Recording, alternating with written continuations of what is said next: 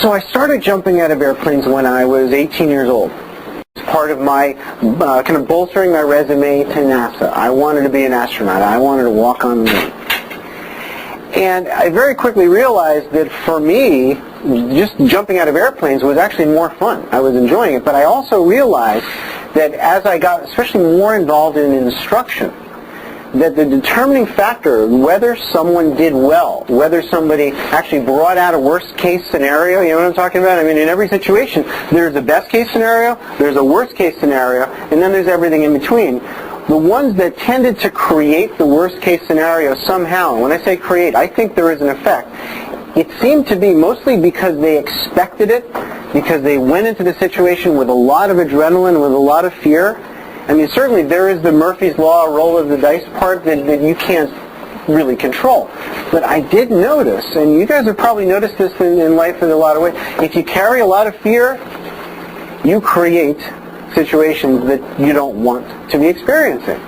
I call it the one tree phenomenon.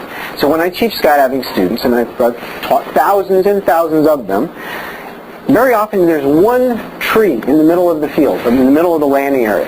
And I say, don't hit that tree. That's the one thing that I want to make sure just please remember, the grass is fine, the tree's not okay. Please don't land in the tree. And they go up in there with this in their head, don't hit the tree. And they can't take their eye off of it. And somehow, I'll point it, because we have radios, I'll say turn left, turn right, and we'll guide them in. And somehow they manage to turn towards the tree. And very often they'll actually hit the tree. And they're dangling from the tree. Well, why is this happening? And I'm starting to see that the way we relate to the things that we don't want is important. If we fixate on what we don't want, the thing that's making us afraid, that we can feel it in our bodies, right? It's saying, I don't want that. I don't want to run out of money, right? I don't want terrorism to destroy everything that I love. I don't want, choices that an administration makes to impact my life on a personal level where, I can't get what I need. There's a lot of things to be afraid of. But if we fixate on them, we're not actually avoiding it in most cases. The opposite is occurring. We need to, at some point, calm ourselves down enough to consider alternate possibilities. That's why we're here. I mean, I think it's such a wonderful thing to have groups like Kiwanis where people get together and go, okay, the world is what it is. Let's stop complaining about it. Let's do something about it. Let's create answers. Let's create solutions. And that doesn't come by fixating on the problem for very long. So that's the point that I'm here to make. And I think you already knew that. So why bother bringing in a speaker? Why bother writing books about this topic? Well, it seems to me that the world needs reminding of this one on a regular basis. What is fear? Why is this such a problem? Is it evil? Is fear just a terrible emotion that we need to shove away? Not necessarily.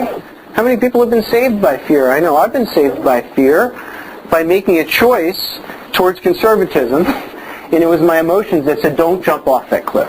I'm the extreme, I mean, literally, for me, it was, I had a parachute on my back, and I looked at the conditions, and there was something in my gut that was telling me, don't do it, Don't get on that airplane.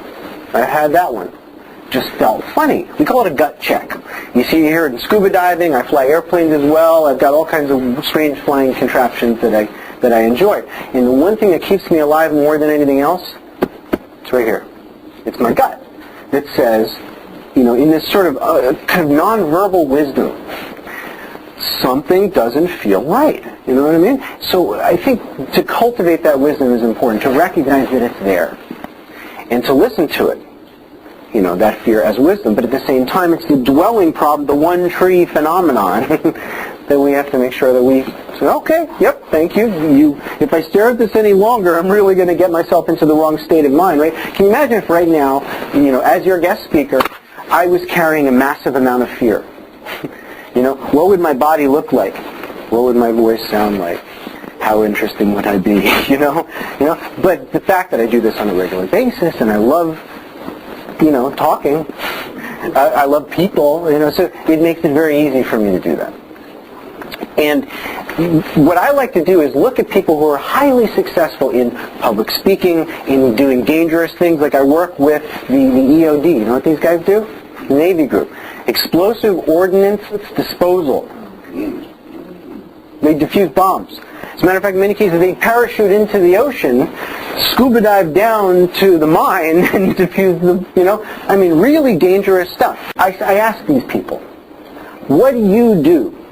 And I'm asking you yourself, right? What do you do when you start to feel the negative effects of the contraction? How do you calm yourself down when you have, for instance, performance anxiety?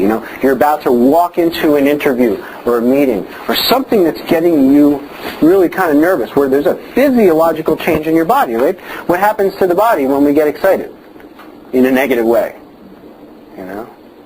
Our palms get sweaty, right? What about the breathing? It changes.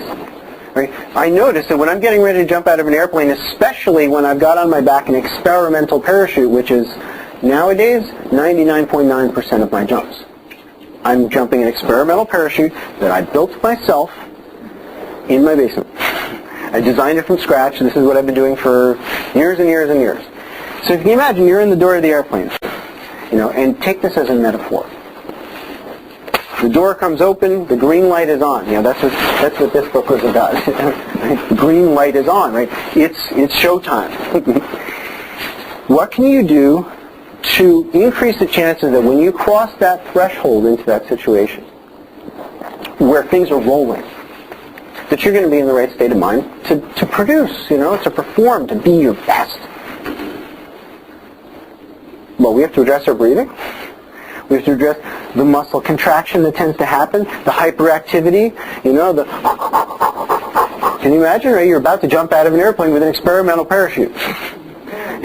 So there's a lot of physiological tension. What I'm experiencing in those moments is a heightened version of what everybody else experienced when they look at the television and they see the graph of our economy right now. So to me, there's something that pilots acquire and parachute jumpers acquire, and many other people that are in that sort of scenario, and you all have it as well, but you may not have words for it. We call it the right stuff. It's the ability to look at a graph of the current situation that is winded downhill, right? It's bad, it's getting worse. To be able to just find something in yourself that says, I understand this is where it's going, but I'm the pilot.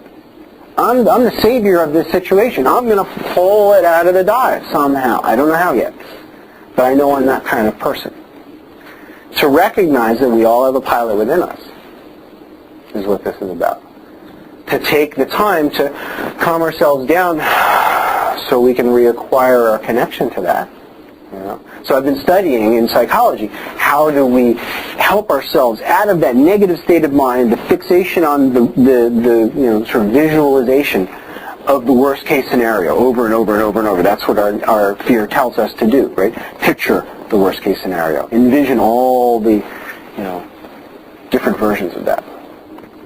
To wake up from that and then get into the alternate state of consciousness. What's the opposite of fear? That's the question I'm asking. Right? When you're making a decision about your life, when you're making a decision about your business, what's the opposite state of fear? What's that going to be like? Serenity, maybe joy, anticipation in a positive way, right? Positive expectation is what I like to call it, as opposed to negative expectation, right? So often in life, people metaphorically throw a ball up in the air and go, it's not going to hit me. I don't believe that, I'm not that accurate. I'm, Positive expectations is, yes, I am that good, and they catch the ball, right? There's so many things in life where we cast off an opportunity and we don't believe it's going to happen. We have negative expectation. And the ones that succeed go, yes, it's going to work. Why? Because I'm involved.